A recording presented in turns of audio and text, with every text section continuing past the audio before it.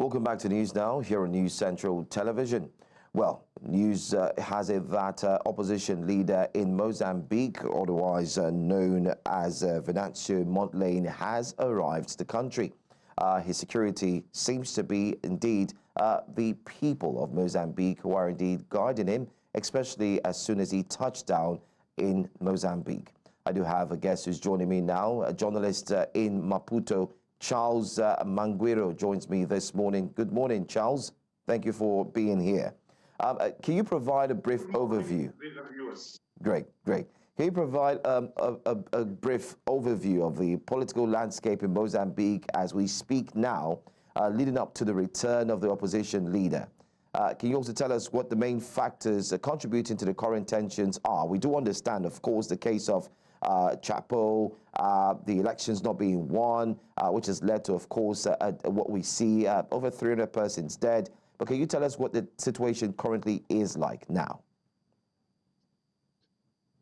Venancio Mondlane arrives in Mozambique after being out of the country for close to 2 months now, for almost 3 months, because he left on October the 21st. The situation right now in Mozambique is that the protests have calmed down after Mondlane has said that he will be coming to Mozambique to join his supporters, to be with his supporters, and launch what he had called the spearhead, the last part of the protest. However, there is a belief that now Mondlane is in Mozambique. He will be ready to talk, as he said this morning on arrival, that he is coming to Mozambique to be with his people. He is coming to Mozambique to visit the mass graves of those who were murdered during the protest that since the election results were announced in November. So in about a few days, the President-elect Daniel Chapo will be sworn into office, and that will be presided by the swearing into office of the members of Parliament. That is on Monday. Right now, there's a lot of uncertainty on which direction the country will take, because Venancio Mondlane contends that the elections were fraudulent, and he is not accepting the result. He said this morning on arrival that he will not accept any of those results that were accepted, including that even if they are talked, he will not accept any government position. He is not in this for the money. He said he's in this for his people. So we are not certain what will happen next week when he had told his supporters that he will be taking office the same day when Chapo will be sworn into office. But for the past few days, Mondlane has not made any public statements on how he will be sworn into office. Okay. Let's talk about update on the lawyer to Mondlane that was shot and killed. Is there any update? Have the police or security operatives been able to find the culprits? And what does this mean, especially for Mondlane coming back to a situation that just took the life of someone who was representing him as well? Since Elvino Diaz was gunned down in the Maputo streets on 19 October, there has been no response from the police. They have not made any statements about who has been arrested or the progress of any investigation so far. We have not been told of anything. Mondlane himself said this morning that he is coming to Mozambique for those who want to talk to him, they can talk to him. If they want to arrest him, they can arrest him. If they want to kill him, they can arrest him. They can kill him. So he's saying that he's coming to Mozambique to face justice if they want to talk to him. Let's talk about the death. We've seen a toll. Many media reports cannot pinpoint the actual number. We do have numbers or media houses that have reported that it's 300. We also have seen numbers that have surpassed 300. And we've also heard that these deaths include even youths, those who are right below the ages that are fit to actually engage in elections. Can you shed more light on the death toll, especially looking at the fact that these numbers are not stagnant? It should be noted that the majority of the protesters during this 8 weeks of protests in Mozambique, there's been largely the youth, those most of whom have no jobs, most of whom are university graduates. They have been checking, but they've been on the streets every day. So far, the numbers have been conflicting almost every time.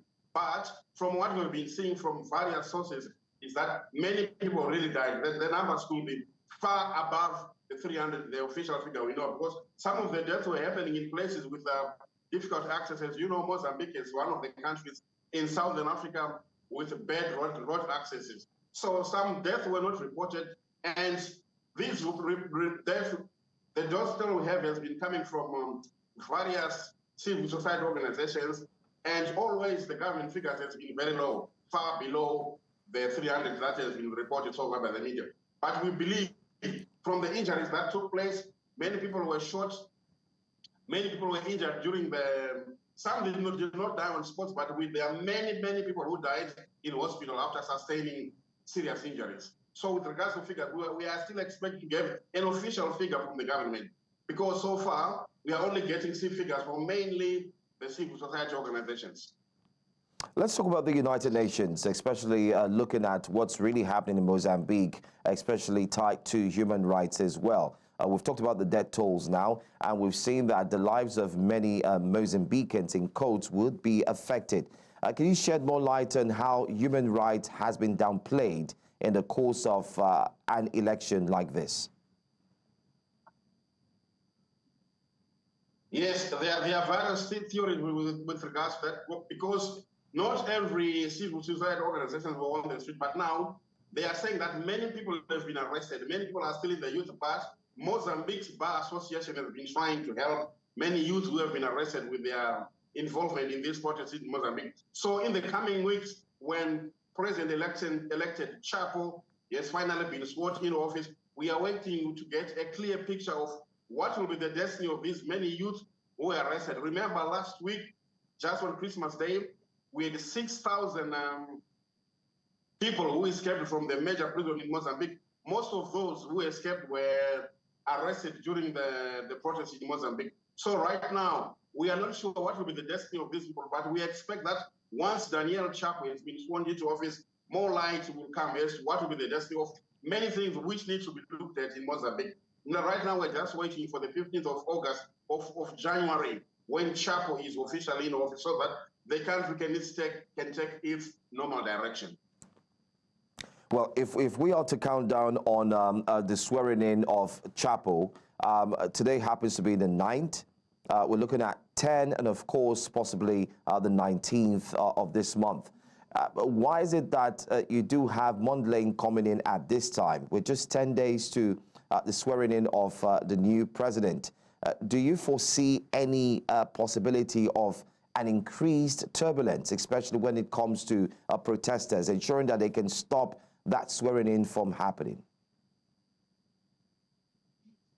Right now, Mondlane has been coming every day on his live videos on Facebook, but since last Sunday, he has not mentioned. He just said that he was going to launch his spearhead protest, but yes, he did not tell his supporters how this will take place. But now that Mondlane is in Maputo, we are waiting to hear from what his command, because the Mozambicans, many of his supporters, they really listen to him. We will wait until Mondlane finally talks to his supporters to tell them which direction she will take. But for now, there's a lot of uncertainty in Mozambique as to which direction the country will take, because the supporters are also curious to know what message Mondlane is bringing to his supporters. And the country also needs to wait that what will Mondlane do from now until the 15th of October. He told his supporters on arrival at this point that he's not accepting the results. He will also not accept any executive post, whichever way the talks will take with the government officials. So it's very difficult to predict what can happen, but it's good that Mondlane is in the country now. He will be close to his people. He will be able to tell his supporters what to do next, but we don't know what will happen, because this week the country was supposed to be under fire, since he said that this week he had planned to launch his last phase of the protest before Chapo's taking office. But in your opinion, what implications might the opposition leader's return have on the upcoming presidential inauguration? Right now, there's a talk of the opposition being split now, because the party that supported Mondlane during the election campaign, Podemos, says that if their elected MPs will be sworn into office on Monday. So this means that they are not agreeing but they're saying that they signed a pre-election agreement in which was going to last until 2028. But now that the party that has been with Mondlane for almost during all this period is saying that they will be taking their seats on Monday as members of parliament. We are not sure what will they say if they take their members. We have also not heard from Mondlane. What will he tell his supporters after the Podemos members? The party that has been with him through and through has taken part in the protests alleging electoral fraud. Well, I want to say thank you so much, Charles, for talking to us here all the way from Maputo. We'll follow up and see what will happen, especially now that Mondlane has touched down and he seems to have gathered a lot of supporters who are right there with him. Thank you so much for your time and telling us more on what's happening there in Maputo, also in Mozambique. Thanks for your time. Thank you.